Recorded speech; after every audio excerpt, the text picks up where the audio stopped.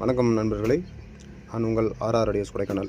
வீடியோவில் நீங்கள் பார்த்துட்டு இருக்கிறது STK 4392 plus Toshiba 52001943 transistor use பண்ண ஒரு 2.1 பவர் ஆம்பிளிஃபையர் காம்போ போர்டு. இந்த வீடியோ எதுக்கு அப்படின்னு பார்த்தீங்கன்னா, இது வந்து உங்களுக்கு ஆல்ரெடி எல்லாமே ஃபிக்ஸ் பண்ணி கொடுத்துட்டாங்க. ஹீட் சிங்க்கு, ஐசி, டிரான்சிஸ்டர் எல்லாமே ஒரே போர்ட்லேயே ரெடி பண்ணி கொடுத்துருக்காங்க. அதனால் உங்களுக்கு வந்து வேலை ரொம்ப ஈஸி. அதுக்கு தான் இந்த வீடியோவே.